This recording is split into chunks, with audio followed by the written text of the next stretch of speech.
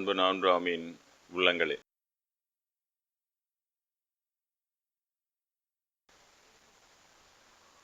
விநாயகப் பெருமான் பிறந்த நாளான இன்று விநாயகப் பெருமானை வருடந்தோறும் இங்கு வந்து பூஜை செய்வதற்காக கலந்து கொள்கிறீர்கள். இன்றைய தினம் எத்தனாவது வருடம் என்று தெரியாது. ஆனால் ஆர்வமாக வந்து கொண்டிருக்கிறீர்கள். விநாயகர் சதுர்த்தி, கணேச சதுர்த்தி என்றெல்லாம் இது பிரபலமாக கொண்டாடப்பட்டு கொண்டிருக்கிறது. நாம் தமிழிலே கொண்டாடும் பொழுது விநாயகப் பெருமான் பிறந்த நாள் என்று கொண்டாடலாம், அதில் ஒன்றும் தவறு இல்லை. ஆனால் சதுர்த்தி என்பது கூட தமிழ் சொல் தான். சம்பந்தராக இருந்தபோது அடியன் பாடிய பாடல் சதுரம் மறைதான் துதி செய்து வணங்கும் என்று ஆரம்பிக்கும். திருமறை காட்டு சதுரம் மறை, 4 மறைய சதுரம் மறை. அதனால் சதுரம் என்பது சதுர்த்தி என்பதெல்லாம் தமிழ் சொல் தான்.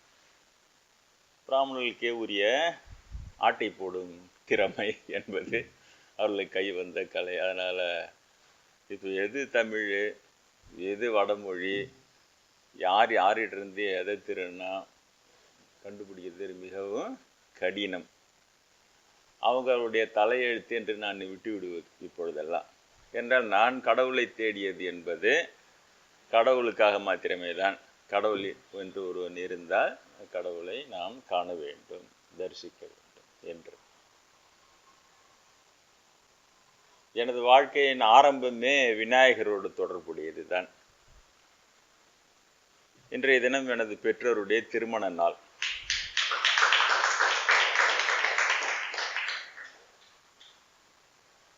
இன்றைக்கு தான் திருமணம் நடந்தது. தந்தை பெரியாரோடு நெருக்கமாக இருந்தவர்.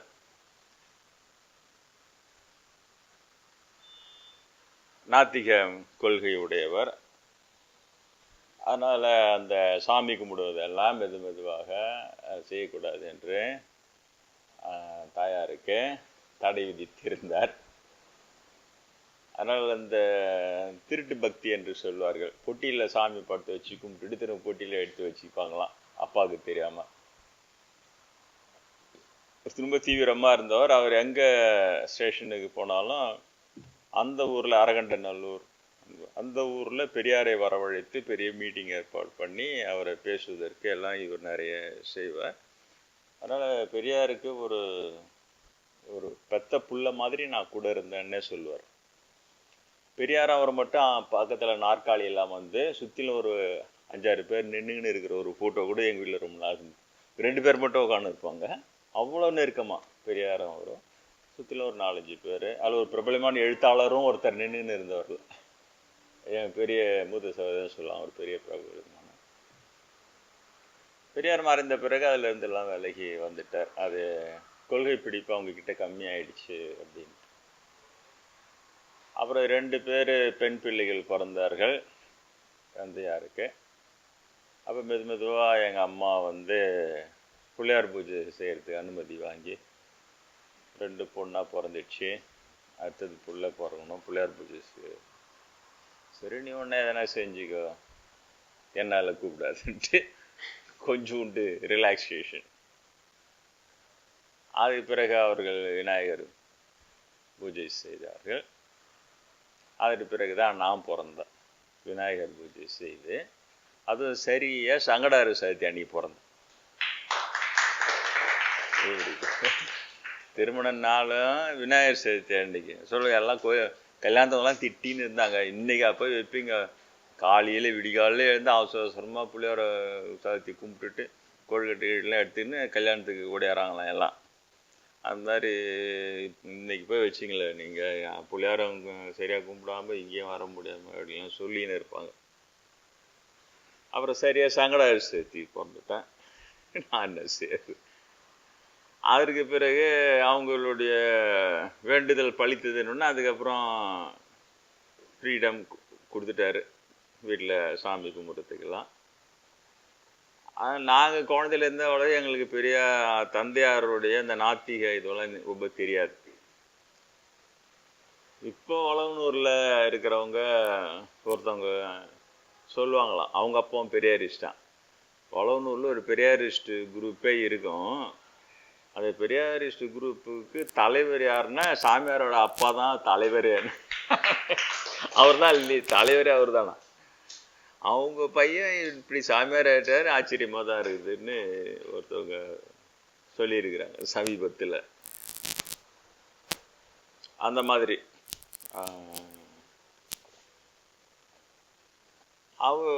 எனக்கு தெரிஞ்ச என்னென்னா, நாத்திகவாதம் கூட பெரிய அளவில் தப்பு இல்லை.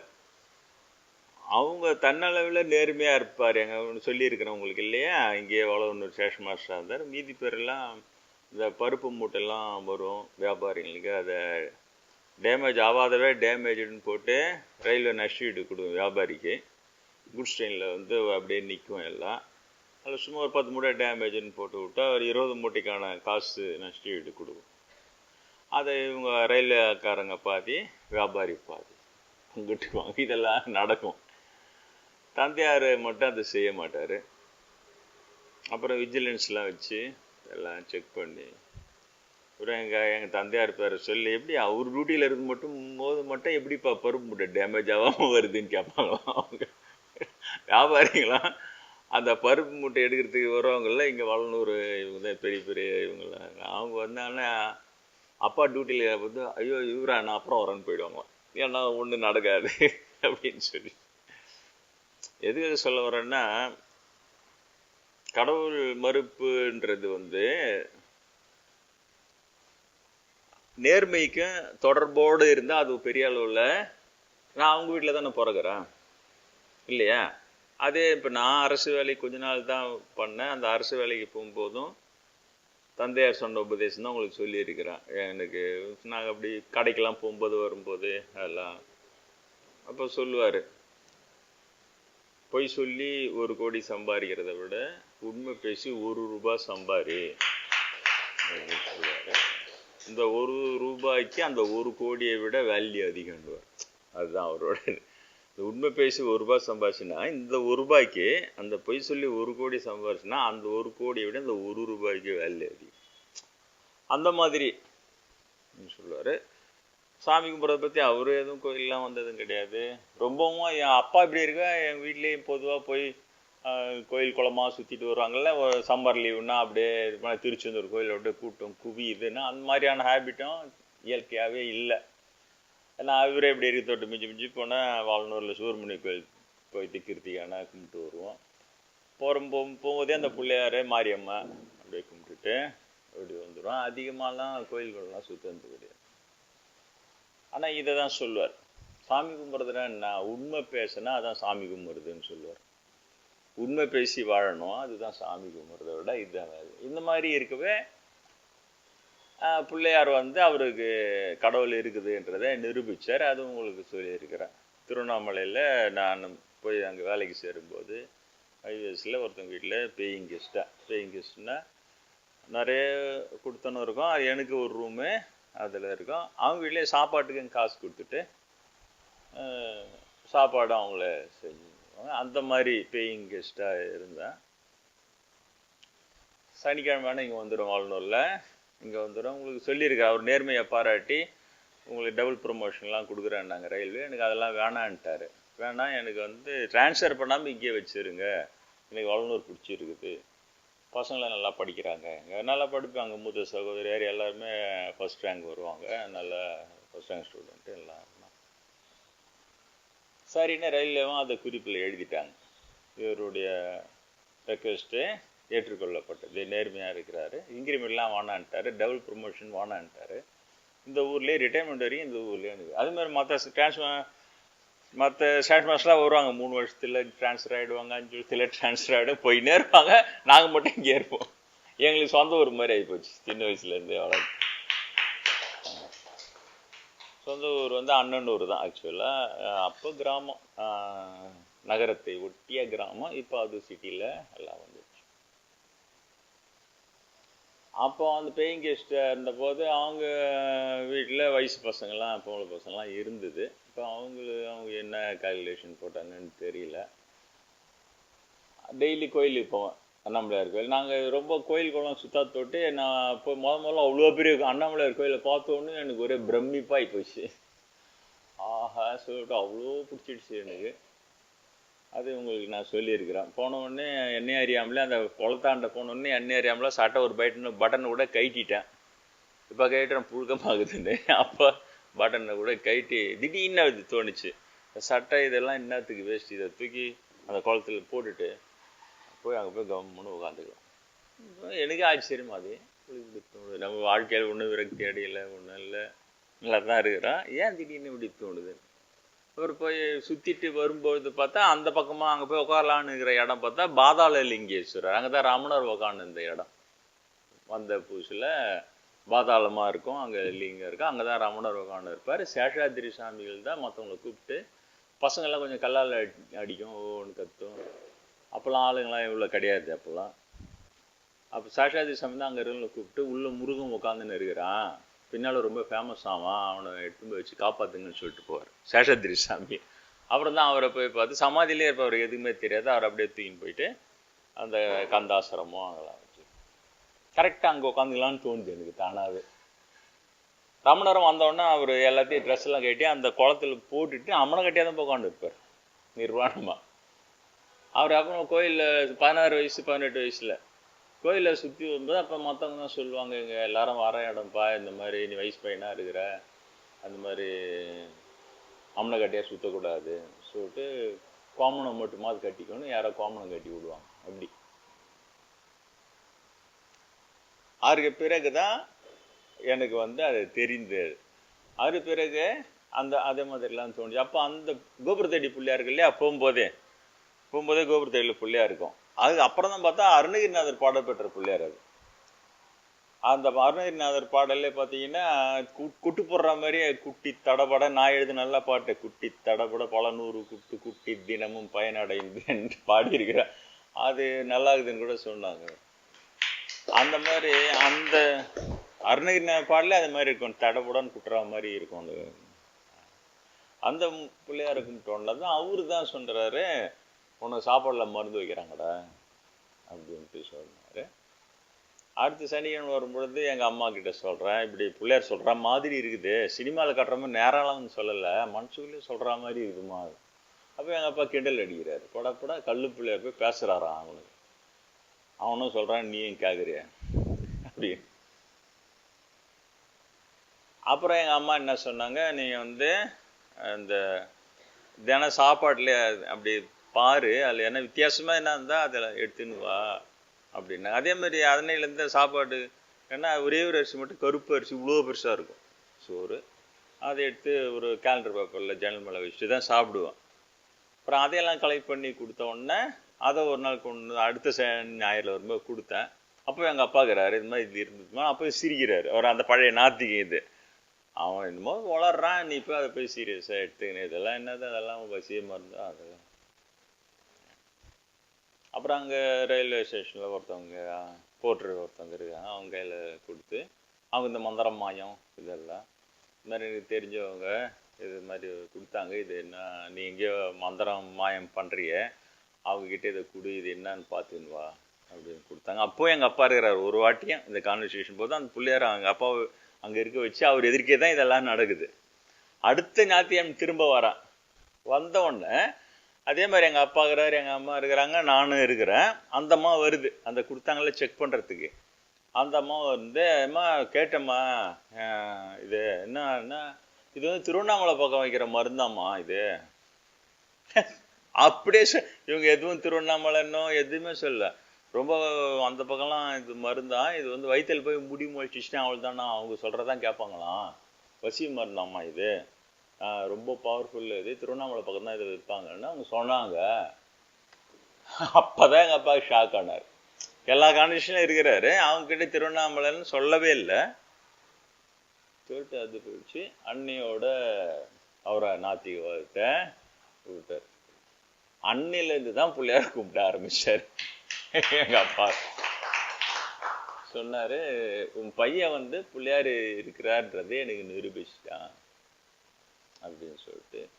ஆனால் என்னை ரொம்ப கூப்பிடாத அப்படின்னு சொல்லிட்டு நம்ம பையனை காப்பாற்றிட்டாரு பிள்ளையார். அதனால் அந்த ஒரு 4 வரி பாடம் மட்டும் அந்த இதில் எழுதி போட்டுட்டு, கதவுல ரயில்வே இது ஜன்னல் கதவு, இரும்பு கதவு இருக்கும், அதில் வெஞ்சை கனகல்லும் நெகிழ்ந்துருக தஞ்சத்தருள் சண்முகனுக்கு அசேர் செஞ்சற்புனை மாலை சிறந்திடவே பஞ்சக்கர அணை பதம் படிவான். விபூதி எடுத்து லேசாக இட்டுக்குன்னு அந்த 4 வரி சொல்லிட்டு போயிடுவார் டியூட்டிக்கு. அன்னிலேருந்து அவரை மாற்றினாரா பிள்ளையாரு. பிள்ளையார் நிரூபிச்சு எங்கள் அம்மாவுக்கு ஒரே சிரிப்பு. எங்கள் அப்பா இவ்வளோ நாத்திகம் பேசுகிறவரை பையன் மூலமாக விளையாடி சாமி கும்பிட்டு வச்சார். அதுக்கப்புறம் தான் அவரும் திரு நடன சுவாமிலாம் சேர்ந்து முருகர் கோயிலெலாம் கட்டினாங்க. இப்போ இருக்கிற ரயில் ஸ்டேஷனில் இருக்கிற முருகர். ஆனால் அதில் ஒரு பெரிய விஷயம், ஒரு நாத்திக இதாக இருக்கட்டு திரும்ப அடுத்த வாரம்லாம் வரும்போது எங்கள் அம்மா ஒரே சிரிச்சின்னு வீட்டுக்காரர் இப்படி இருந்தவர் இப்போ இப்படி மாற்றிட்டேன். அவர் சொன்னார், ரொம்ப தான் சிரிச்சிக்காத, இப்போ தான் உன் பையனுக்கு ஆபத்தே இருக்குதுன்னாரு. அவர் எவ்வளோ பெரிய ஞானி பாரு. அவர் இந்த பிராமணனை பற்றின இது அதான் சொன்னார், இவனால் சும்மா இருக்க முடியாது, பிள்ளையார் பேசுகிறாரு, பிள்ளையார் இப்படி சொன்னார், இவன் எல்லார்ட்டையும் சொல்லின்னு வருவான். இவன் பிராமணனுக்கு என்னன்னா, அந்த கடவுள் அப்படின்னா அது பிராமணன் தான், அப்படி அவங்களுக்கு தான் அதில் அப்படின்ற மாதிரி அவங்க இருக்கிறாங்க. அப்போ இவன் சொல்ல அதை உடச்சிடுவான், அவங்களுக்கு அது பிடிக்காது, அதனால உன் பையனை அவங்க கொண்டுடுவாங்கன்றது. பையனை கொண்டு வாங்க பிராமணங்க, அவனை வாயை மூடின்னு கம்முன்னு இருக்கு சொல்லு. பிள்ளையார் இருக்கிறதே நிரூபிச்சிட்டான், ஓகே நானும் சாமி கும்பிட்றேன், ஆனால் அவனை வெளியில் சொல்ல வேணான்னு சொல்லு. கடைசி வரைக்கும் எங்கள் அம்மா மறைஞ்சிட்டப்போ கூட எங்கள் பெரிய மூத்த சகோதரியார் வீட்டுக்கு வரும்போது கூட நபியெல்லாம் முடிச்சுட்டு வந்து சாமியாராக இருக்கும்போது அப்பவும் சொல்லுவார், உன் தம்பி எதை சாமியார் வேஷம் போட்டுன்னு கிடக்குறான், அவன் எதுவாக இருந்தாலும் அவனுக்குள்ளே வச்சுக்க சொல்லு, இது மாதிரி வெளிப்படவானான்னு சொல்லு. வெளியில் அவன் சாமி பூமி சாமியார் அப்படின்னா பிராமணனை கொண்டுடுவானுங்க. எனக்கு தெரியும் பிராமணனை பற்றி, அவங்களுக்கு அது பிடிக்காது, அவங்க தான் அப்படியே வசதி மாதிரி, இப்போ அவங்களோட இவன் வசதியாக போயிடுறான், அது வந்து அவங்களுக்கு பிடிக்காது, இப்படியே சொல்லுவார் கடைசி வரைக்குமே. நான் அப்போ அந்த திருவண்ணாமலை இன்சிடென்ட்ல என்ன சொல்லலாம், இப்போ காப்பாற்றின பிள்ளையார் அப்போ காப்பாற்றிட்டு போகிறாரு, அப்படி 19 வயசு என்னமோ எனக்கு அப்போ, இப்போ காப்பாற்றின பிள்ளையார் அப்போ காப்பாற்றிட்டு போகிறாரு அப்படின்ட்டு சொல்லிட்டு போயிடுவோம். ஆனால் அந்த நேர்மைக்கும் மீதி மற்ற விஷயத்துக்கும் எப்படி தந்தை சொல் பழிச்சுது, அதே மாதிரி இதுக்கும் பழிச்சுது. கடைசியை பார்த்தா சம்பந்தமே இல்லை, நம்ம இங்கே சிவனேன்னு உட்காடுறோம், சாமி கும்பிட்றோம், ஏதோ இப்போ வந்திருக்கிறவங்களும் ஒரு பாதி பேர் உடலாம் அப்போ வரமாட்டாங்க, ஒரு 10 பேர் வந்தாலே அதிகம், சும்மா அவங்ககிட்ட பேசின்னு இருப்பேன், அவ்வளோதான். அதுக்குள்ளே தகவல் டன்னு இன்ஃபார்மர் பிராமின் எல்லாம் காஞ்சிபுரத்தை இன்ஃபார்மராக வேலை செய்கிறோம்.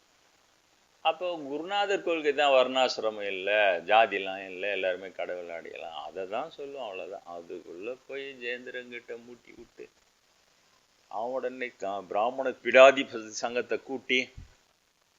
ஆனால் எனக்கு அதுவும் நல்லதாக போயிடுச்சு, ஏன்னா இப்படிலாம் நடக்குதுன்னு எனக்கு தெரியாமல் போயிட்டுருக்கு. இல்லைன்னா உண்மையிலே தெரியாது.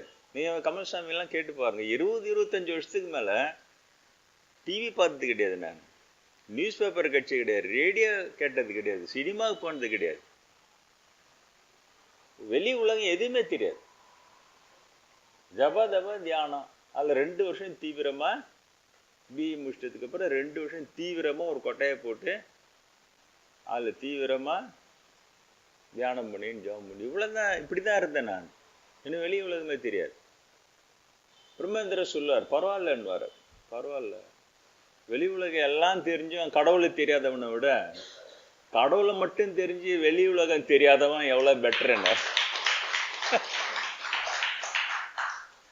பின்னால் பொறுமையாக அப்டேட் பண்ணிக்கலாம்டா கூட அப்படின்னு சொல்லுவார். ஒன்றுமே தெரியாது அவனுக்கு, கிளாஸஸ் சொல்ல ஒன்றுமே தெரியாது அவனுக்கு. பிஇ படித்தா யூனிவர்சிட்டி ரேங்க் வந்தால் ஓகே, அதெல்லாம் ஓகே, ஆனால் அதுக்கப்புறம் வெளி உலகமே அவனுக்கு தெரியாது. அவரே சொல்லுவார், ஒரு ரேடியோ கூட கேட்க பண்ணுறான் அப்படின்வார், ஆனால் சரியா இருக்கிறான், இப்படியே இரு அப்படின்னா. அதுக்கப்புறம் இறையாண்டுலாம் வந்தவுடனே அப்புறம் இங்கே ஆஞ்சநேயர் வழிகாட்ட இப்படி வந்து இங்கே வந்தங்க, இங்கே அந்த மாதிரி தான் இருந்தேன். ஆனால் வெளி உலகமே தெரியாத தொட்டு அப்போ அதை சொன்னார், இதுக்கப்புறம் உனக்கு வெளி உலகம் கொஞ்சம் தெரியணும், ஏன்னா உன்னை பார்க்கறதுக்கு ஜனங்க வராங்க, அப்போ அவங்ககிட்ட நீ என்ன பேசுவ, வெறும் கடவுளை மட்டுமே பேசுவியா, வெளி உலகம் என்ன நடக்குதுன்னு தெரியணும்ல உனக்கு. இன்னும் அப்புறம் தான் கொஞ்சம் கொஞ்சமாக அப்புறம் முருகர் ஒரு 1/2 மணி நேரம் சொன்னதுனால அந்த நடராபிஷேகத்தை கெடுத்துட்டு உடனே அப்செட் ஆயிருந்தப்போ, நீ வெளி உலகம் தெரியும், நீ இது தீவிரமாக இருந்தீன்னா நீ உடனடியே கிளம்பி என்கிட்ட வந்துடுவ சொல்லிட்டு முருகர் காட்டினார்.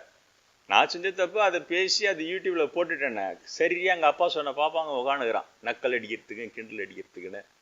ஆச்சரியமா நான் மாதிரிலாம் எதிர்பார்த்தே இல்லை. எப்படி உனங்க இந்த அளவுக்கு ஒரு பொறாமையும் இந்த அளவுக்கு ஒரு பொச்சரிப்பும், ரொம்ப உண்மையிலே சொன்னது அருவருப்பான இனம். அது ரொம்ப அருவருப்பான இனம். ஒரு சந்தோஷப்படுறதுக்கு பதிலா அதுல பொறாமப்படுது. பொறாமப்பட்டு அது கெடுக்கணும். எதில்? கடவுள் விஷயத்துல. உங்களுக்கு யாருக்குன்னா அது மாதிரி வந்துருக்குதா? நான் அவனை எழுதி கையெழுத்து போட்டு தரேன், யாருக்கும் உங்களுக்கு யாருக்கும் வந்திருக்கு. நான் பிராமின் மனநிலை சுத்தமா வேற. ஒரு கடவுள் அருள் பெற்றார், கடவுள் இப்படி விளையாடினாரு, பிள்ளையார் இந்த மாதிரி ஒரு இதுல இருந்து காப்பாத்தினார்னு இங்க உட்காந்து எல்லாரும் மனசும் ஒரு செகண்டாவது சந்தோஷப்பட்டிருக்கு, ஒரு துள்ளி இருக்கும்.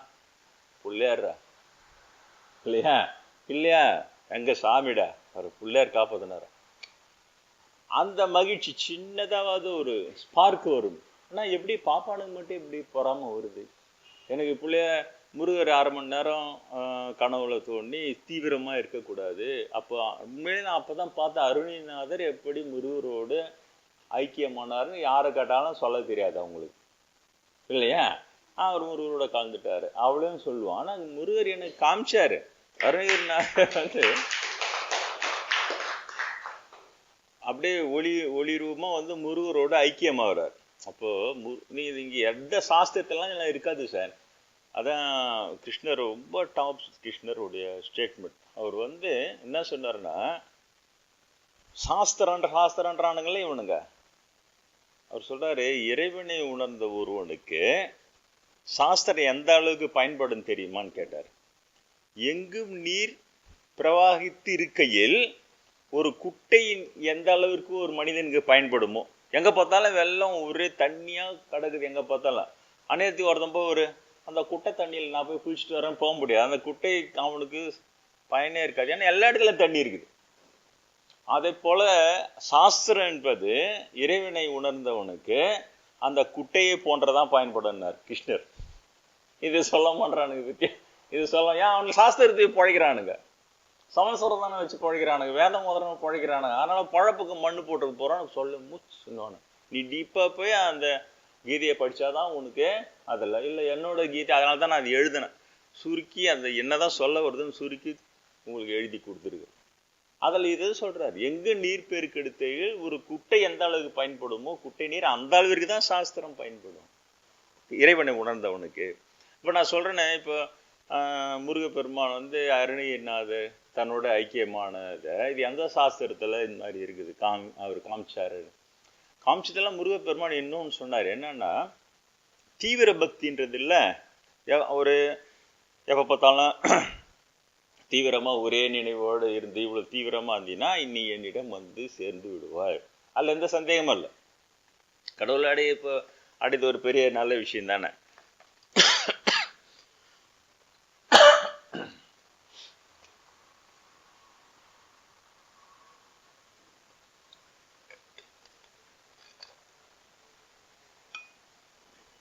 அப்ப முருகர் சொல்றாரு, அதுல இருக்கிற டிராபேக் சொல்றாரு. உங்களுக்கு அது தெரியுமா? அதுல இருக்கிற டிராபேக் சொல்றாரு. உண்மையிலேயே முருகர் என்ன சொல்றாருன்னா, அருணகிரி தீவிரமா பக்தி செய்ததுனால என்னை ஐக்கியமானா, அந்த பக்தியினால அவன் என்னையே பார்த்து கொண்டிருக்கிறான், நான் அவனையே பார்த்து கொண்டிருக்கிறேன். இதால எங்கள் இருவராலும் வேறு எதையுமே எங்களால் இயங்க முடியலன்னு முருகப்பெரு. இப்படி அந்த பக்தி இவரை கட்டி போட்டுது. பக்தனுக்கு இவர் கட்டுப்பட்டுருக்காரு. அவன் என்னையே பார்த்து கொண்டிருக்கிறேன், நான் அருணகிரியே பார்த்து கொண்டிருக்கிறேன், இவ்வளவுதான். நீயும் அந்த மாதிரி ஆயிடாத.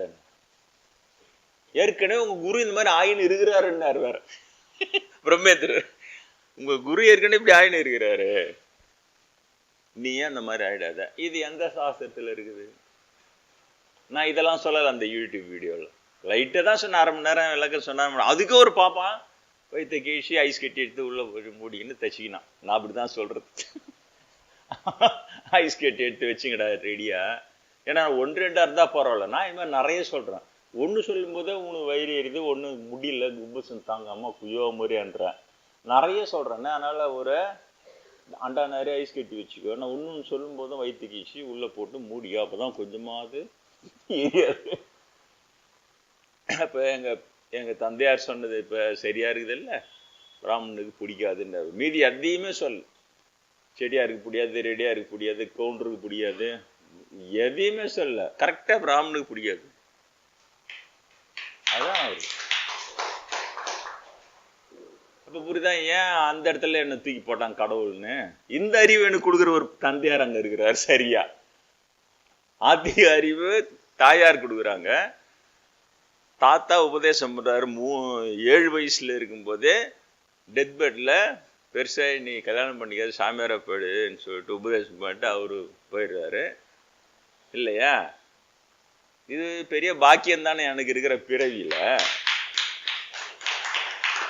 தாயார் இதை சொல்றாங்க, தந்தையார் இதை சொல்லி வளர்க்குறாங்க. முருகர் இதை சொல்றாரு எனக்கு. இது எப்படி இருக்கு?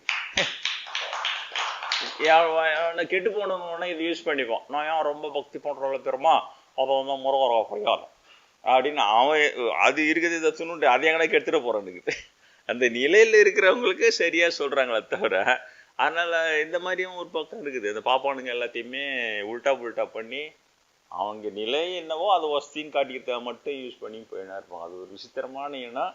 கொஞ்ச நாள் நாளாக அது ஒரு அருவருப்பான இனம் அப்படின்ட்டு நான் வந்து சொல்லின்னு வரேன். முருகர் அந்த மாதிரி சொன்னதுக்கு அப்புறம் தான் நான் டிவிலாம் வாங்கி வச்சு அந்த நியூஸ்லாம் பார்க்க ஆரம்பிச்சு. உண்மையிலே அதுக்கப்புறம் தான் ஒருத்தர் நெட்டெல்லாம் கொண்டு வந்து கம்ப்யூட்டர்லாம் கொடுத்து இது கம்ப்யூட்டரு இது நெட்டு தெரியவே தெரியாது. ஆனால் அதில் போன உடனே தான் அந்த இணையதளத்தில் பாப்பானுங்க அடிக்கிற கூத்து அக்கிரமம் ரொம்ப வருத்தமாக தான் இருக்கு. அதெல்லாம் பார்க்காமலே நிம்மதியாக இருந்தா நம்ம. ஆனால் குரு சொன்னது போல, முருகர் சொன்னது போல கடவுளை போய் சேர்ந்துடுவேன். ஆனால் பணி செய்ய வேண்டிய பணி நிறைய இருக்குதுன்னாரு முருகர். நீ செய்ய வேண்டிய பணி நிறைய இருக்குது, விட்டு நீ வந்துட்டீங்கன்னா அப்போ புரியுதா? அப்போ அந்த எல்லாருக்குமே ஒரே ரூல்ன்றது இல்லவே இல்லை. அதை தான் பல முறை சொல்லி வரோம். பாப்பான் வாதம்ன்ற பேர்ல போட்டு அடிச்சு நொறுக்கி ஒரே சாக்கடை ஆக்கி வச்சு அதை அறிவுன்றான். எல்லாருமே ஒரே ரூல்ன்றது இல்லை. அப்ப அந்த எல்லாருக்கும் ஒரே ரூல்ன்றது இல்லை, விதி விலக்குன்றான்ல. அதை இந்த உருப்படாத பெரியவங்களை எடுத்து போய் அதை அப்ளை பண்ணுவான். அப்பவே தாசோர் சுவாமி சொல்லுகிறார், உங்களுக்கும் நீங்களாம் விதி விலக்கு, நீங்க ஊராம் பொண்டாட்டி என்ஜாய் பண்ணிக்கலாம். அப்படி போய் அங்க வைக்கணும். என்னது இது?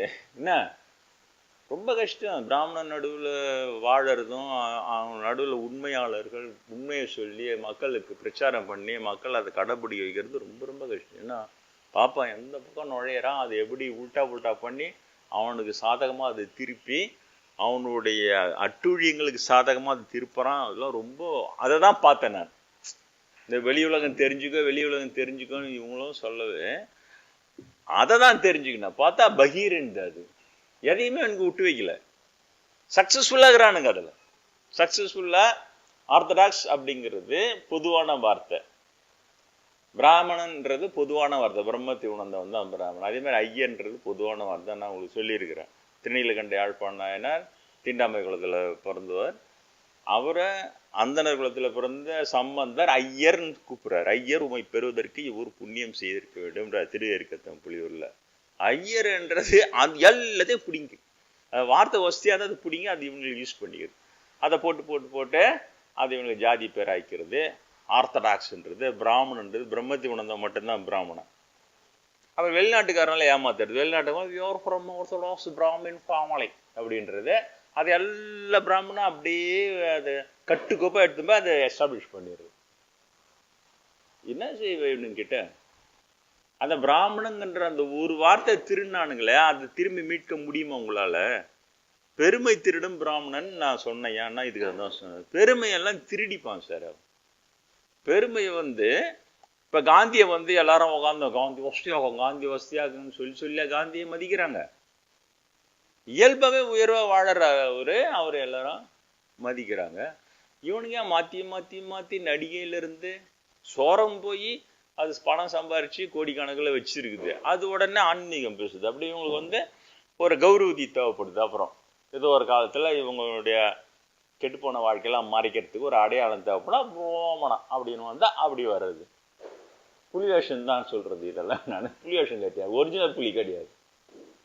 ஒரிஜினல் புலி பிரம்மேந்திர ஒருத்தர் தான். ஆமாம், அவர் தெளிவாக சொல்கிறாரு. அவங்க எல்லாமே பூணில் அறுத்து போட்டு வந்தோம். பிரம்மேந்திரன் சரி, ராமணரும் சரி, ராமகிருஷ்ண பரமஹம்சரும் சரி, குருநானக்கும் சரி, பூணில் அறுத்து போடுவாங்க. இது எல்லாம் இல்லைன்னவங்க. குருநானக்கு இன்னும் ஒரு படி மேலே போய் சமஸ்கிருதம் படிக்காது கெட்டுவிடுவேன்னார். சீக்கியம் அது நம்மளுக்கு இன்ன வரைக்கும் தெரியாது. சமஸ்கிருதம் படிக்காதீர்கள் கெட்டு போய்விடுவீர்கள். பஞ்சாபி மொழி அவரு உருவாக்கின மொழியாம். அது பஞ்சாபி மொழின்னு தனியாக மொழி உருவாக்கி சமஸ்கிருதம் படிக்காதீங்க, அது கெட்டு போயிடுவீங்க. இப்போ புரியுதா? அவன் மண்டையில் எடுத்து போய் சமஸ்கிருதத்தை இவங்க திணிச்சா அவன் தீவிரவாதியாக மாறாமல் என்ன பண்ணுவான்? சீக்கிய தீவிரவாதிகள் மட்டும் போட்டால் நம்மளுக்கு ஏன் தீவிரவாதி ஆனாண்டா நம்மளுக்கு இன்ன வரைக்கும் தெரியாது. அப்புறம் தான் புரியுது. ஓஹோ, பழைய இது எடுத்து பார்த்தா பிரம்மேந்தர் சொல்லி வச்சுக்கிறார். குருநானக் கொள்கை, முக்கியமான கொள்கையில ஒன்று சமஸ்கிருதம் படிக்கக்கூடாது, படிச்சா கெட்டுப்பிடுவான். பெத்தியா இவ்வளோ இருக்கு. திரும்ப இங்கே வருவோம் விநாயகருடைய இதில். அப்புறம் முருகர் அப்படி சொல்லி அப்புறம்தான் இதெல்லாம் நான் பண்ணேன். அது போய்கினே இருக்கு விநாயகர். அதுக்கப்புறம் அதுக்கு முன்னாடியே நான் சிதம்பரத்தில் பிஇ படிச்சுன்னு இருக்கும்போது நடராஜ கோயிலெலாம் சுற்றும் போதெல்லாம் அவங்க விளையாடின விளையாட்டு எல்லாமே நிறைய. அப்போது தான் எடுத்தோடனே நீங்கள் படிக்கிறீங்கள்ல, இதில் விநாயகர் போற்றில கொம்பு தண்டை விநாயகா போற்றி போற்றி இன்ன வரையும் பேர் தெரியாது. கொம்பு தண்டை விநாயகர்னா நான் எங்கேயுமே இருக்காது. எனக்கு அங்கே விநாயகர் ஒரு அந்த ஃபோட்டோவில் எனக்கு ஒரு தரிசனம் தந்தார். இப்போ நான் முருகரை சொன்னார்ன்னு சொன்னல, இவ்வளவும் நீ வந்துடுறப்போதே தீவிரத்தை குறை, நீ வெளி உலகத்தை தெரிந்து கொள்ள வேண்டும், இதெல்லாம் சொன்னார் இல்லையா? அப்போ அது எங்கே எந்த சாஸ்திரத்துலேயும் வரவே வராது, எந்த சாஸ்திரத்துலையுமே வராது. அதனால தான் இதை கைவிட சொல்றது. பிராமணனுடைய அபிப்பிராயங்கள் அவன் பார்த்து தீர்மானிக்குமா, தெரியுதா? அவன் தான் வந்து இந்துசத்தின் ஆத்தென்டிகேட்டட் கேஸ்ட்ன்னு அவனே அந்த மாதிரிலாம் ஆக்கிக்கிறது. அதுக்காக தான் இதெல்லாம் ஏற்பாடு பண்றது. பெரியவா, நடு பெரியவா, நடாத பெரியவா, எல்லாம் எல்லாம் ஒழுங்கா இருந்தா கூட பரவாயில்ல, எல்லாம் ஓட்டலாவே பெரியவாவா இருக்குங்க. ஒன்று தடியால் வச்சு சாவடிக்கணும் சங்கர்ராமன், இன்னொன்று ஊராம் முன்னாடி என்ஜாய் பண்ணிட்டு ஒன்று நடப்பு வைக்கிறதுக்காக தானா இவ்வளோ நாள் பிரம்மச்சாரியா இருந்தான்னு நினைக்கேன். அந்த காதல் வச்சனத்தை என் காதலை போட்டாங்க, காஞ்சி காமாட்சியாம போட்டுட்டிய அந்த இடத்த விட்டு வெளியேறி போயிட்டான். ஏன் போறேன்றதுக்கு அதெல்லாம் காமிச்சாங்க. அவ்வளோ கேட்டு போயிட்டாங்க. எனக்கு கொஞ்சம் நெஞ்சம் இந்த அப்போ ஒரு துறவிக்கு கோடிக்கணக்கில் சொத்துன்றது அவனை கெடுக்குமா இல்லை அவனை உருப்படி ஆகுமா? இப்போ புரியுதா? இப்போ எக்கச்சக்கமா இருக்குது. கோடிக்கணக்கில் சொத்து கொடுத்து ராஜாங்க கூலியம் கொடுத்து சூனியம் வச்சுக்கினான்றான்ல. எல்லாம் சமஸ்கிருதத்தில் வாழ்த்தினானுங்க அவனுங்களை. அப்படியே இல்லை ஒரு கொடுமைன்னா அப்படியே இந்து மதத்தை காப்பாற்றுறாராம். ஒரு தமிழ்நாட்டில் பழைய பிஜேபி தலைவர் அப்படியே வரிசையெல்லாம் பிராமணர்களை நிற்க வச்சு அப்படியே ஆசீர்வாதம் வாங்குறாங்க. அப்படி அதை வீடியோ எடுத்து இந்து மதத்தை காப்பாத்துறாங்க. இந்து மதத்துல பிராமணை எழுத்தி வச்சிருக்கிற அறியாமையை காப்பாத்துறாங்கன்னு அர்த்தம். புரியுதா? இந்து மதத்தின் முட்டாள்தனங்களை காப்பாத்துறாங்கன்னு அர்த்தம், வேற ஒன்றும் கிடையாது இல்லையா? நம்மளாம் சாதாரணமான நீங்கள நானே என்ன ஒரு கட்சி தலைவனுங்க, அரசியல் கட்சி தலைவர்களா இல்லை ஒரு பெரிய ஒன்றுமே கிடையாது இல்லையா? நான் ஒரு சாதாரண இறைவனை உணர்ந்தவன். நீங்கள் சாதாரணமாக என்னிடம் வந்து பாடம் கேட்கிற பக்தர்கள், இவ்வளோதான் நம்ம. ஆனால் தலைவன் சொல்கிறவங்க கொஞ்சம் ஒரு படி தர அதிகமாக அவங்களுக்கு அறிவுலாம் வேலை செய்யணும் இல்லையா? அப்போ தான் தலைமைன்றதுக்கும் தலைவன். ஏன்னா அவனை நம்பி ஒரு பெரிய கூட்டம் வழி நடத்தணும் போது அது வந்து இருக்கணும்.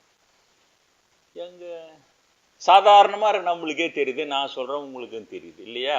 இவ்வளோ நாள் ராஜாங்களுக்கு இவனுங்க சமஸ்கிருதத்தில் தானே வாழ்த்தினானுங்க. ராஜசூயாகம் பட்டாபிஷேகம்னா இவங்க தான் அப்படியே மந்திரம் ஓதி பட்டாபிஷேகமா என்னமுகா அதாய நமகா இதாய நமகா பட்டாபிஷேகம் கொட்டிமலக்காடி எல்லாம் இவங்க தானே வச்சு பண்ணானுங்க. ராஜா ஒரு ராஜாவாது வேற யாருன்னா வச்சு பண்ணாங்களா? நாத்திகம் சீர்திருத்த கல்யாணம் பண்ணிக்கினானுங்களா? ஒன்றுமே கிடையாது, முழுக்க இவங்களை வச்சு தான். இப்போ அன்னைக்கு அப்படியே பிராமணத்தை தானம் கூட, தர்மம் கூட, நலப்பழம் அப்படியே எழுதி வை, உரையை எழுதி வை, இதெல்லாம் அவங்களுடைய பிரதானத்தை காட்டிக்கிறதுக்கு. சாதாரண மக்கள் நம்மளுக்கே புரியுது அந்த சமஸ்கிருதம்ன்றது. இந்த சமஸ்கிருதத்தில் அப்படியே வாழ்த்தனா உனி அப்படியே ஓங்கி வளர்ந்துடுவ ராஜான்னு பாப்பான் புழுவுனால அந்த புழுவை நம்ப ஆரம்பிச்சானுங்கள்ல ராஜாங்க, அங்கதான் அவங்க முட்டாள்தானே ஆரம்பிச்சு. அங்கதான் முட்டாள்தானே ஆரம்பிச்சு. இந்த இங்கிலாந்து அரச குடும்பம் செழிப்பா இருக்குது. ஏன்? அங்க பாப்பாங்க கிடையாது, சமஸ்கிருத மாத்திரம் கிடையாது. சவுதி அரச குடும்பம்ன்றான், துபாய் அரசர் குடும்பம்ன்றான், இன்னும் அரச குடும்பம் இருக்குதுறாங்க. ஏன்? அங்க பாப்பானும் கிடையாது, சமஸ்கிருத மந்திரமும் கிடையாது, அதுக்கெல்லாம் இன்னும் காணுக்குதுங்க. இங்கதான் அப்படியே சமஸ்கிருத வேத பண்டித புலி சிங்கம் டமால் டிமால் பெரியவா அவரு இவரு 4 மடங்கும், சிருங்கோர மடம், காஞ்ச மடம், காசி மடம், என்ன அப்புறம் புது புது மடங்க, எல்லாம் மடங்கள் எல்லாம். இங்கதான் எல்லா மக்களும் ஒரு ராஜா கிட்ட கிடையாது, எல்லா ராஜாவும். இதுல இன்னொரு வேடிக்கை உங்களுக்கு தெரியுமா? இந்த ராஜாங்கம் மந்திரம் ஓதி அவங்களுக்கு தான தர்மம் கொடுத்து கட்சியில எல்லாம் பிச்சைக்காரங்களாகி ஒன்று ஆடு மேய்க்கிறதும் ஒன்று செருப்பு தைக்கிறதும். யாரோ ஒரு இதுல போட்டிருந்தான், ஒரு இதுல கட்டபொம்மன் பேரம் வந்து தெருவில் செருப்பு தைக்கலையோ செருப்பு நன்மை செருப்பு தைக்கிற வேலை செஞ்சுன்னு ஏதோ ஒண்ணு கூலி ஏர் ஓட்டுறது சொல்லிட்டு ஏற்கனவே வளவனூர்ல கூலி ஏர் ஓட்டுறதும் இப்படி இருக்குத. நீங்க இவ்வளவு நாள் என்னுடைய வகுப்பு வரீங்க, இதெல்லாம் கேட்டுருந்தாங்க இருக்கீங்க. நீங்க கொஞ்சமாவது யோசிச்சிங்களா? நான் திரும்ப சொல்றேன், திரும்ப யோசிங்க. இந்த குடும்பங்க இருக்குதெல்லாம் ஆடு மேய்ச்சிக்கின்னு கூலி ஏர் ஓட்டிக்கின்னு, இந்த குடும்பத்துல ஒரு கல்யாணம் காட்சி வந்தா கூட அது யாரை வச்சு செய்யுதுங்க?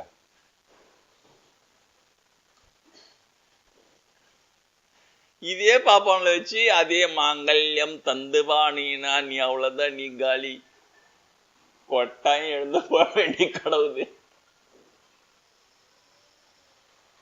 அதானே அதானே இது பேர் தான் அறியாம. உங்களுக்கு புரியுதா இப்போ? அறியாமன்னு என்னன்னு புரியுதா இப்போ? இவ்வளவு தூரம் கெட்டு குட்டி சேர அந்த மந்திரம் மந்திர பவர் சம்ஸ்கார மந்திர பவர்னு போட்டு ராஜாங்களெல்லாம் ஏமாத்தி, ஒரு சாதாரண ராஜா கிடையாது, ஒருத்தனும் மகாராஜா மகாராஜா எல்லாம் ஒரு ராஜாங்களையும் விட்டு வைக்கல, டோட்டலா வாஷ் அவுட் ஆச்சு. இல்ல ஆயிருக்குது இன்னைக்கு existing reality from north to south. முஸ்லீம் ராஜாங்களோட விட்டு வைக்கல.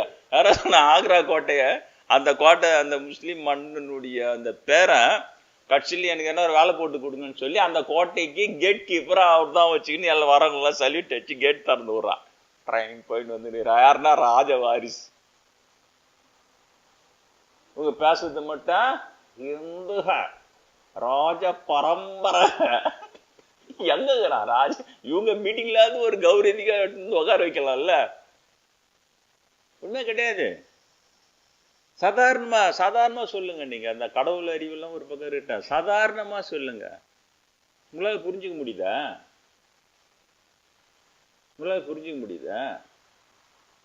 சமஸ்கிருத மந்திரக இவரை வந்து அப்படியே ஓதனா இருக்க, அதனால முருகர் வந்து என்கிட்ட பேசினார.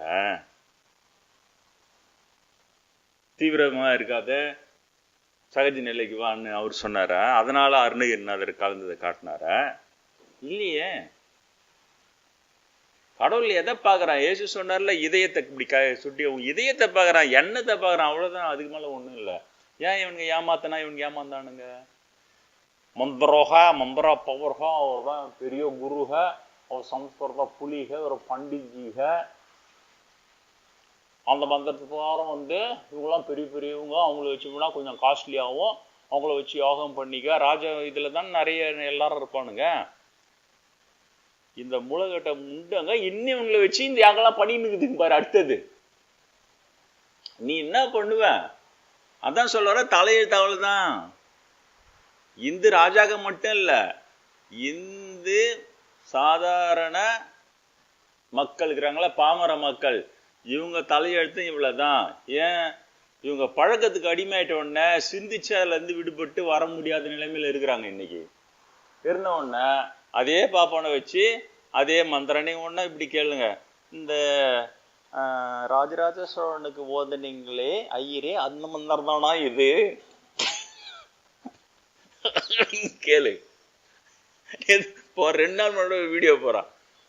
பரங்கிப்பேட்டை அரசர் பட்டாபிஷேக தினம் கொண்டாடுறாங்க அப்படின்னு சொல்லிட்டு ரோட்ல டன்னு கொம்பு இதெல்லாம் வச்சு ஆடினு பட்டத்து ராஜா நடந்து போறாரு. பக்கத்துல அவங்க பொண்ணு இளவரசி நடந்து போகுது. களை எடுத்து டயர்ட்ல களைப்போட போற களை எடுத்தவங்க இப்படிதான் இருந்தது அப்பெல்லாம். பட்டாபிஷேகமும் இளவரசியா, அது எப்படி இளவரசியா வாழ்ந்திருக்க வேண்டிய வாழ்க்கை. அது களை எடுத்து போய் அந்த நேரத்தில் ஓடியாந்து நடுவில் ஊர்வலத்துக்கு வந்து அதுக்கு ஒரு திரும்ப களை எடுக்க ஓடிடும். அது மதியம் வேலைக்கு இல்லைன்னா பூவா லாட்டரி அடிக்கும். இவங்க சிந்திப்பாங்கன்றீங்க. இப்போ அந்த பொண்ணுக்கு ஒரு கல்யாணம் ஆச்சுன்னா இவங்க யாரை வச்சு, இவங்களே கூட்டிட்டு வந்து உட்கார வச்சு இவங்களும் அதே சமசம் வந்து ஓதி தாலி கட்டும். எங்க இருந்து நீங்க எப்படி இது பண்ணீங்க? நாத்திகவாதம் வந்து தனியா போயிடுச்சு, கடவுளை மறுத்து போயிடுச்சு. அது சீர்திருத்த கல்யாணன்ற முறையில போயிட்டாங்க. நீங்க பாருங்க, இந்த நாத்திகம் பேசுறவங்க எல்லாரும் பெரியார் முதல் கொண்டு நீ வந்து ஆயுஷோமம் பண்றான்ல, ஆயுஷோமம் ஆயில வளர்க்கும், இன்னும் நீண்ட ஆயில் நிறை செல்வம். பெரியார் முதல் கொண்டு எல்லாம் 95 96 தாண்டவங்க தான் நாத்திகம் பேசுறது தலைவர். எல்லாம் நீண்ட ஆயில போய் இவங்க யாரா கொடுத்தது? நிறை செல்வம் 10 தலைமுறைக்கு சொத்து இருக்குது. அது எப்படி வந்ததுன்றது அப்புறம் இல்லையா? 72 வயசுல ட்ரம்ப் அதிபர். நம்மளுக்கு எல்லாம் 72 வயசுல இங்க பூச்சிக்குமா அங்க பூச்சிக்குமா இங்க இருந்து அப்படி நடந்து போமானன்றத டவுட்டா இருக்கும் நம்மளுக்கு. அங்க 72 வயசு ட்ரம்ப்பும் 74 வயசு இவரும் முன்னாள் அதிபரும் 2 பேருக்கு தான் போட்டியே. அங்க பைடன் 74 வயசு பைடன், 72 வயசு ட்ரம்ப் தான் போட்டி. நீயானா அது அவ்வளவு வயசா இப்ப கிடக்குது. ஆளே இல்லாத இடத்துல போய் கை குலுக்குது இப்படி பைடன். அப்புறம் பைடன் அங்க ஆளே இல்ல ஒண்ணு அப்புறம் என்னாண்டு வந்து ஆளு என்ன நீண்ட ஆயில். அந்த ஆயில் அந்த நேரத்துல பிரசிடென்ட், அமெரிக்க பிரசிடென்ட் அது ஒண்ணு ஜெயிக்குது. ஒரு கிழமை ஜெயிக்குது, ஒரு கிழமை தோத்து போச்சு. பரவாயில்ல வச்சுக்கோ, நீயே நல்லா இருந்து. கேடுங்க தான் அங்க எல்லா ஆட்டமும் ஆடுதுங்க இளைஞர்கள். இங்க ஏன் திரும்பவும் சொல்றேன், அங்க சமஸ்கிருதம் கிடையாது, பாப்பம் கிடையாது. ஆனா போய்கிறானுங்க சார். நீ இதையே நம்பிட்டு அப்படியே ஒரு 25 வருஷம் கழிச்சு சொல்லாதீங்க. எல்லாம் போயிருக்கிறானு, எல்லாம் ஏற்றுமதி ஆயிருக்கிறானு. இங்கிலாந்துக்கு, அமெரிக்காவுக்கு, ஜப்பானுக்கு, சவுதிக்கு எல்லாம். அது நம்ம ஆளுங்க பாப்பானுங்க அங்க போய். அதான் பாப்பானுங்க இப்ப அதையும் பாப்பானுங்க ஒரு கை. நீங்க தெரிந்து கொள்ளுங்கள், விநாயகர் பிறந்த நாள் அன்று விநாயகர் பக்தியில எனக்கு விநாயகர் 5 முக கணபதி தந்த, எனக்கு நேரிலே காட்சி தந்த, அதைத்தான் உங்களுக்கு நான் விநாயகர் தீக்கையாக கொடுத்துருக்கிறேன். பஞ்சமுக கணபதி தீக்கையாக கொடுத்து நான் தீக்கை செஞ்சேன். எந்த சாஸ்திரத்திலுமே இருக்காது, எந்த சாஸ்திரத்திலுமே இருக்காது. ஆனா அது உண்மை, எனக்கு காண்பித்த தரிசனம். அது இல்லாம எண்ணற்ற தரிசனங்கள், 1 2 இல்லை. அதையெல்லாம் தீட்சை கொடுக்க முடியாது என்னால. பெரியவங்க வந்து முடியாதுன்ட்டாங்க. ஏன்னா அந்த அளவுக்கு சுத்தமானவங்க யாரும் இல்லை அப்படின்ட்டாங்க. சுத்தமானா புறச்சித்தம் சொல்ல, அகச்சித்தம் யாரும் அந்த அளவுக்கு யாரும் வரல. நான் பலமுறை சொல்லிக்கிறேன், ஔவையார் எனது ஔவையார் பிரிவில் நான் எழுதின விநாயகராக வரல, சத்தத்தினுள்ளே சதாசிவம் காட்டி சித்தத்தினுள்ளே சிவலிங்கம் காட்டி. ஆனா இந்த அதுக்கு பிறகு ஔவையார் பிறவிக்கு பிறகு நிறைய பிறவிகள் வந்து இந்த பிறவில எனக்கு சித்தத்தினுள்ளே சிவலிங்கம் காட்டினார் யாரு? மயூரப்பிரியா முருகர். மயூரப்பிரியா முருகர். அதனாலதான் அந்த இது வச்சிருக்கிறேன். முருகரை கும்பிடும்போது இந்த முருகரை வச்சிருக்கிறேன். நான் பஞ்சமுக கணபதி தீக்கை கொடுத்து அடுத்த கையோட சித்தத்துள்ள சிவலிங்கம் தீக்கை நான் எப்படி கொடுக்குறது முருகப்பெருமானே நான் அவர்கிட்ட கேட்குறேன். கொடுக்காதன்ட்டு, முடியாதுன்ட்டு. யாரும் இல்லை, அந்த அளவுக்கு சுத்த பக்குவம் யாருக்கும் இல்லை. அதனால அதை கொடுக்காதன்னு சொல்ல உண்மை சார். அதை கொடுக்கவே இல்லை. போற்றியில மட்டும் வச்சிடறோம், படிக்கிறோம். சித்தத்தினுள்ளே சிவலிங்கம் காட்டிய முருகப்பெருமானே போற்றி போற்றி, அவ்வளோதான். அதுக்கு மேலே ஒன்றும் செய்ய முடியாது. அதில் அந்த அளவுக்கு வரணுன்றார். அந்த அளவுக்கு டெடிக்கேட்டட், அந்த அளவுக்கு பியூரா வரணும். சமஸ்கிருதம்மா படிச்சு நீ எனக்கு சித்தத்துள்ள சிவலிங்கம் காட்டினாரு, இல்லை நான் பிராமணனா பிறந்துட்டேனா? ஒரு மண்ணு இல்லை, எவ்வளோ பெரிய ஏமாத்து வேலை இல்லை இதை. அது ஏமாத்த நம்பி, அதுவும் பிரம்மேந்திரர் தான் சொல்லுவார், ஏமாத்துறவன் பாவி தான், ஆனா ஏமாறுறவன் அவனோட பெரிய பாவின்வார். தெரியுமா? அதான் பிரம்மேந்திரர் மற்றவங்கள வித்தியாசம். ஏமாத்துற பாவியை விட ஏமாறுறவன் தான் பெரிய பாவி. என்ன சாமி இப்படி சொல்றீங்கன்னா? ஆமா, ஏன்னா ஏமாத்துறவனுக்கு கிடைக்கிற தண்டனையை பாரு, ஏமாறுறவனுக்கு கிடைக்கிற தண்டனையை பாரு. ஏமாறுறவன் தான் அதிக தண்டனை அடைகிறான்னாரு. ஏமாந்து போய் அவன் தானே பறி கொடுத்துட்டு இருப்ப, ஏமாந்து போய் மொத்த ராஜகுலமும் பறி கொடுத்துட்டு கூலி ஏறி ஓட்டி நிக்குத. அப்ப ஏமாத்துற பிராமண வசதியாக்குறான் நல்லா ஜம்முன்னு, ஏமாந்த ராஜ. அப்ப குரு அதை சொன்ன சரிதானே, ஏமாறுற பாவம் தான் பெரிய பாவம்னாரு. இதை பாரு வச்சுச்சு. நீங்களாவது எச்சரிக்கையா இருங்க, அவ்வளவுதான் சொல்றேன். தெரியுதா? ஏன்னா ரொம்ப நாள்லாம் சொல்லின்னு இருக்க முடியாது. இது மாதிரி நிறைய கும்புதண்ட விநாயகர் போற்றின்ற அதுல எந்த காட்சி காட்டினார் எனக்கு என்ன, நான் அதுல என்ன நான் இன்னைக்கு அது தீட்சை கொடுக்கவே முடியாது, இது விளக்கவும் சொல்லவும் முடியாது. ஏன்னா குருநாதர் கட்டளை அனுபவத்தை பச்சையாக விளக்கக்கூடாது, அது அதர்மம், உணர்த்துவது ஒன்றே உத்தமம். இதெல்லாம் எனக்கு இறங்கி போயிருக்குது குருநாதர் பாடம். பச்சையெல்லாம் விளக்க சொல்ல முடியாது, என்னால் விளக்க முடியும், ஆனா அதெல்லாம் விளக்க சொல்லக்கூடாது, சொல்லவும் கூடாது. எக்கச்சக்கமா இருக்குது இந்த மாதிரி. அம்மையில இருந்து, நடராஜர்ல இருந்து, கோவிந்தராஜ பெருமாள்ல இருந்து, தட்சிணாமூர்த்தியில இருந்து, தெரியுதா? அண்ணாமலையார் சுழன்றாடி வந்து ஒளிரூபமா வந்து சுழன்றாடிட்டு மலையில போய் மறைஞ்சதுல இருந்து எதையுமே பச்சையா என்னால் விளக்கம் சொல்ல முடியாது. நீங்க தெரிந்து கொள்ளுங்கள், கடவுளுக்கு தேவைப்படுவது கண்டிப்பா மத அடையாளமும், நீ எந்துடா ஜாதியில நொந்துடான்ற மத அடையாளமும், அல்லது கடவுளுக்கு தேவைப்படுவது சமஸ்கிருத மந்திரா, ஸ்லோக மந்திரா பவரோ, அல்லது ஜாதியில பிறக்கணும், பெருசா பிறந்தா அப்படியே பெரிய பெரிய மாதிரி அவனுக்கு அடிக்கிற டிராமா அது. அப்படி இல்லையே, ஏன் ஏதாவது ஒரு பிராமணாவது வந்து உக்காந்து நான் சொன்னதுல பாதியாவது சொன்னபாது பரவாயில்ல, சித்தத்தில் சிவில் இங்க காட்டணும் எனக்கு கூடன்னு சொல்லட்டுமே. இல்லையே, பிரம்மேந்திரர் சொன்னார் அவ்வளவு பெரிய மகான், ஆனா அவருடைய எடுத்த உடனே அவருடைய ஸ்டேட்மெண்ட்டே வர்ணம் இல்லை, ஆசிரம் இல்லை, தர்மம் இல்லை, ஒன்றும் இல்லை, எல்லாம் மனிதன் அடிக்கிற கூதுன்னு முதல்ல அதான காலி பண்ணாரு. வர்ணாசிரமத்தை கைவிடுனாரு. அவரும் கைவிட்ட மகானுக்கு தானே அங்க இருக்குது அனுபவங்கள் எல்லாம். அதனால விநாயகர் பெருமானுடைய பிறந்த நாளான இன்று அதை கோடிட்டு காட்டியிருக்கிறார். இன்னும் இதை விட இன்னும் நிறைய விநாயகருடைய இது அந்த இது மட்டும்தான் சொன்னவங்களுக்கு, வசிய மருந்தை தடுத்தவா போற்றி போற்றி அப்படின்லாம் சொல்லிட்டு நிறைய இருக்கிறது. ஆனால் நான் கோடிட்டு காட்ட முடியும், ரொம்ப போக வயசாயிடுது, எனக்கு வந்து நிறையெல்லாம் விளக்கெல்லாம் சொல்ல முடியாது, கொஞ்சம் கொஞ்சமாக தான் விளக்கெல்லாம் சொல்லுவேன். நீங்கள் தான் தெரிந்து கொண்டு கடவுள் அனுபவம் வேண்டும் என்று உங்களுக்கு உள்ளத்திலே எண்ணம் வர வேண்டும், வேறு ஒன்றும் இல்லை. சாமி எவ்வளோ சொல்கிறாரு, நாங்கள் கொஞ்சோண்டு கடவுளை நெல்முகாது எங்களுக்கு என்ன தெரியுமா போதுமா அப்படின்ற அந்த எண்ணம் உங்களுக்கு வர வேண்டும், அவ்வளோதான். அந்த எண்ணம் தான் உங்களுக்கு கொண்டு போய் கடவுள்கிட்ட சேர்க்கும். அது பல பிறவிகளுக்கு பிறகுதான் ஒரு ஞானி உருவாகிறாங்கலாம் சொல்றாரு. அந்த ஞானம் வந்தால்தான் பரிசுத்தமாக வருது. உண்ணாமலை அம்மன் வந்து எங்க ஸ்டார்ட் பண்ணி கொண்டு வராங்க பத்தியா என்ன, உண்ணாமலை அம்மா சொல்றாங்க பரிசுத்தமாகணும்னா ஞானம் வந்தால் தான் பரிசுத்தமாவான்னு சொல்லிட்டு அங்கிருந்து கொண்டு வராங்க.